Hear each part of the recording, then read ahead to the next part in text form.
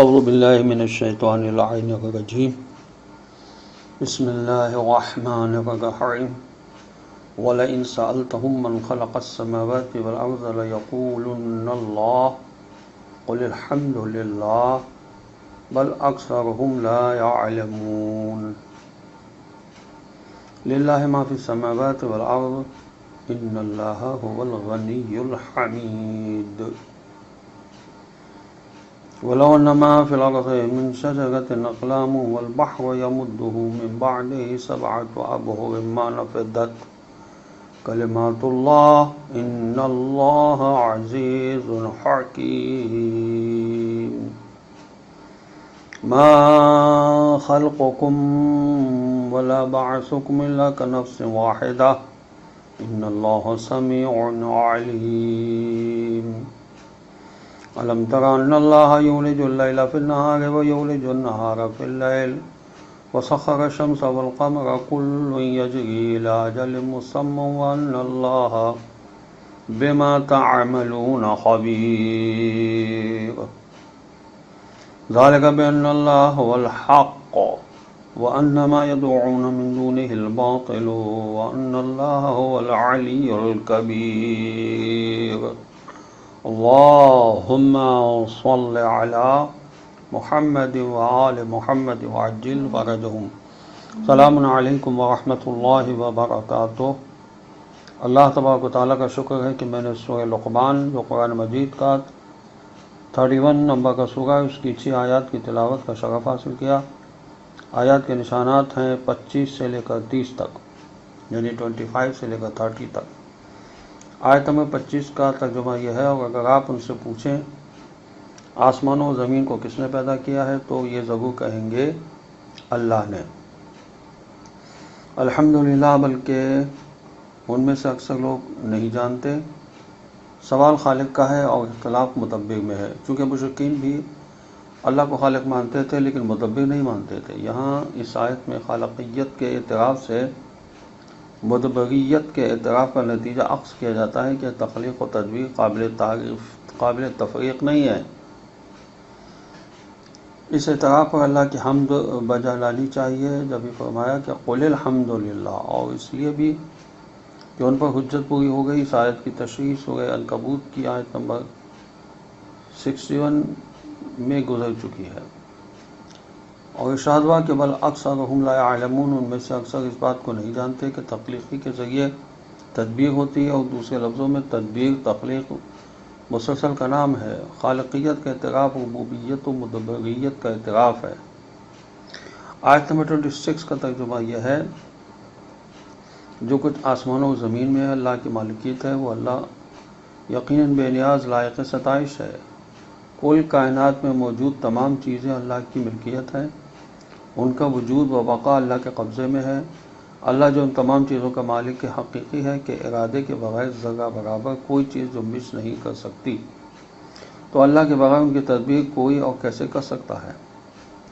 تو ارشاد ہوا کہ ان اللہ هو الغنی الحمید، کائنات کی ملکیت کا یہ مطلب ہرگز نہیں کہ اللہ کو اس کائنات کی ملکیت کی ضرورت ہے، جیسا کہ غیر اللہ کسی چیز کا مالک ہوتا ہے اس چیز کی ضرورت کی بنا پر۔ اللہ مالک ہے بے نیازی کے ساتھ، اور اس کائنات کے بغیر بھی وہ لائق حمد ستائش ہے۔ دوسرے لفظوں میں اللہ کائنات کا مالک بھی ہے اور کائنات سے بے خبر، اور اللہ کائنات سے بے خبر نہیں ہے بلکہ بے نیاز ہے۔ دوسرے مالک اپنے مملوک کے محتاج ہے، لیکن اللہ اپنی بے نیازی کے ساتھ مالک ہے، یہی حقیقی مالکیت ہے۔ آیت نمبر 27 کا ترجمہ یہ ہے، اور اگر زمین کے تمام درخت قلم بن جائیں اور سمندر کے ساتھ مزید 7 سمندر مل کر سیاہی بن جائیں تب بھی اللہ کے کلمات ختم نہ ہوں گے۔ یقیناً اللہ بڑا غالب آنے والا، حکمت والا ہے۔ انسان کے مشاہداتی امور کی روشنی میں محسوساتی دنیا میں بسنے والوں کے لیے ایک مثال ہے کہ کلمات خدا یعنی کلمہ کن کے نتیجے میں وجود میں آنے والی موجودات کی ایک اجمالی فہرست تیار کرنا بھی وہ زمین پر موجود درختوں سے بننے والے قلموں اور سمندروں سے بننے والی سیاہیوں کے بس میں نہیں ہے۔ خواہ سمندر کے ساتھ مزید 7 سمندر مل جائیں، کیونکہ محدود کے لیے لامحدود کا احاطہ کرنا ممکن ہی نہیں ہے۔ یہ سارے سمندر سیاہی بن جائیں تو خود سمندری موجودات کی فہرست تیار کرنے کے لیے بھی شاید ناکافی ہوگا۔ دوسرے لفظوں میں کلمات اللہ کی یہ تشریح ہو سکتی ہے، اللہ تعالیٰ کے کلمات وہ ارادہ اور وہ تخلیق و ایجاد اور وہ فیوض ہیں جو ہمیشہ جاری رہتے ہیں۔ کل یوم ہوا فی شان، سورہ رحمان قرآن مجید کا 55واں سورہ، اس کی آیت نمبر 29 میں ارشاد ہوا، وہ ہر روز ایک نئی کرشم سازی میں ہے۔ مثل مشہور ہے، لا انقطاع فی الفیض، اللہ تعالیٰ کا فیض منقطع نہیں ہو سکتا۔ فیض خدا ہمیشہ جاری اور لامحدود ہے۔ ان لامحدود کلمات کا احاطہ کرنا کسی محدود کے بس میں نہیں ہے، خواہ وہ محدود کتنا ہی عظیم اور وسیع کیوں نہ ہو۔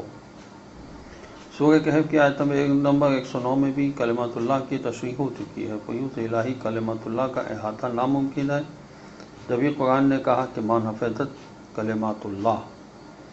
آیت نمبر 28 کا ترجمہ یہ ہے کہ اللہ کے لیے سب کچھ کا پیدا کرنا بھی دوبارہ اٹھانا ایک جان کے پیدا کرنے اور پھر اٹھانے کی طرح ہے۔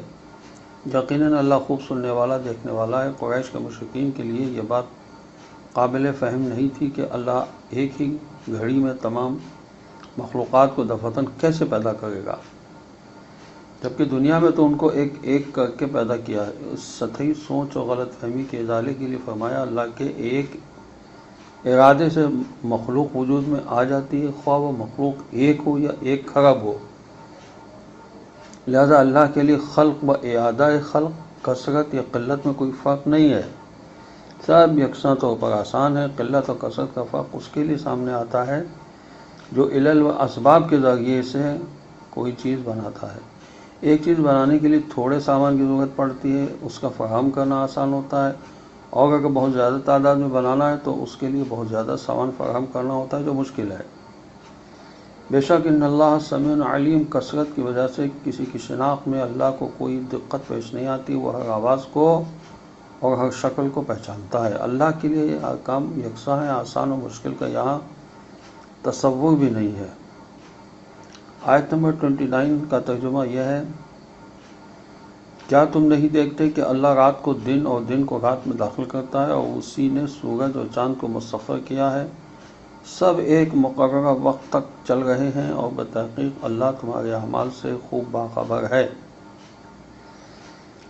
اس کائنات کی تدبیر کے سلسلے میں ایک شعبہ دن رات کا ایک دوسرے میں داخل کرنے کے عمل کا ہے کہ مختلف موسموں میں رات کا کچھ حصہ دن میں اور دن کا کچھ حصہ رات میں داخل کیا جاتا ہے، جس سے مختلف موسم وجود میں آتے ہیں۔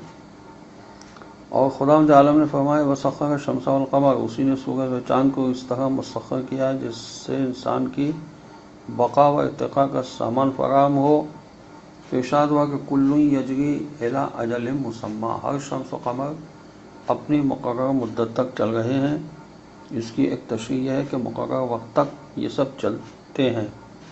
اس کے بعد ابتدائی نقطے کی طرف واپس آتے ہیں۔ دوسری تشریح یہ ہے کہ یہ شمس و قمر بھی اپنی ایک عمر رکھتے ہیں، یہ عمر عند اللہ معین ہے، اس وقت تک چلتے رہیں گے۔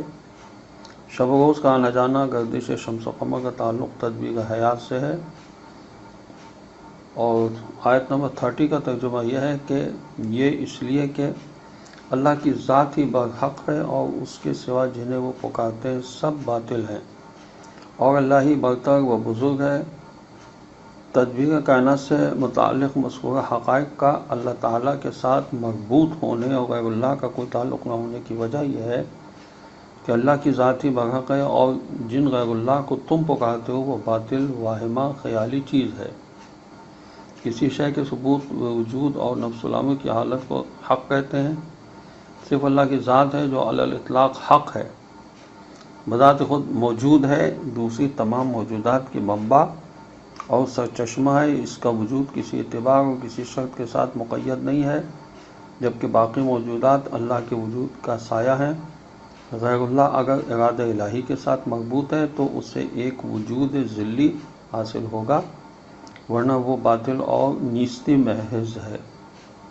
اللہ کا وجود حق و حقیقت پر مبنی ہے، باقی معبود خود ساختہ اور واہمہ ہیں۔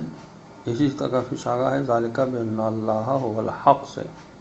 خدا ہمیں قرآن کو سمجھنے، اس پر عمل کرنے کی توفیق عطا فرمائے۔ السلام علیکم ورحمۃ اللہ وبرکاتہ۔